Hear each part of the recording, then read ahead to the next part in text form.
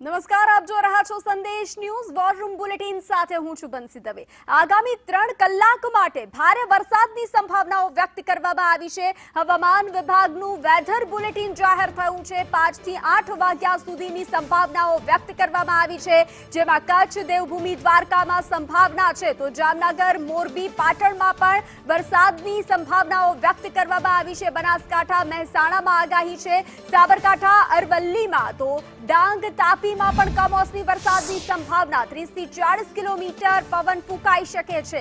તો વરસાદ, કમોસમી વરસાદથી રાહત નહીં મળે। 5 થી 8 વાગ્યા સુધી ભારે વરસાદની સંભાવનાઓ વ્યક્ત કરવામાં આવી છે। આગામી 3 કલાકમાં ભારે વરસાદ આવી શકે છે। 5 થી 8 વાગ્યા સુધી સંભાવના વ્યક્ત કરવામાં આવી છે। 30 થી 40 કિલોમીટરની ઝડપે પવન ફૂંકાઈ શકે છે। આગામી 3 કલાક ભારે રહેશે।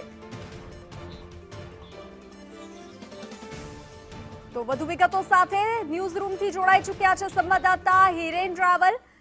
જી હિરેન, જે રીતે 3 કલાક ભારે વરસાદની સંભાવના વ્યક્ત કરવામાં આવી છે, વેધર બુલેટિન જાહેર કરવામાં આવ્યું છે, શું છે વધુ વિગતો?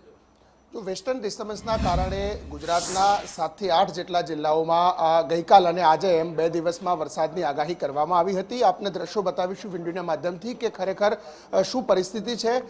જે વેસ્ટર્ન ડિસ્ટર્બન્સના કારણે જે આગાહી કરવામાં આવી છે, આગામી 3 કલાકની અંદર ગુજરાતના અલગ અલગ જિલ્લાઓની અંદર ભારે વરસાદની આગાહી કરવામાં આવી છે, જેમાં દરિયા કિનારાનો એટલે કે દ્વારકા અને જામનગર આસપાસનો વિસ્તાર છે, મૂડી આસપાસનો વિસ્તાર છે, ત્યાં પણ વરસાદની આગાહી કરવામાં આવી છે। 3 કલાકની અંદર હવામાન વિભાગે ભારેથી અતિભારે વરસાદ થાય એ પ્રકારની આગાહી કરી છે। સાથે 30 થી 40 કિલોમીટર પ્રતિ કલાકની ઝડપે પવન ફૂંકાવાની આગાહી આ હવામાન વિભાગમાં કરવામાં આવી છે।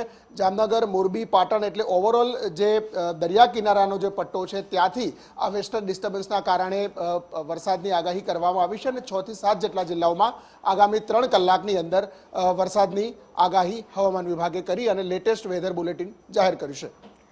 જી હિરેન, જાણકારી સાથે જોડાવા બદલ આભાર।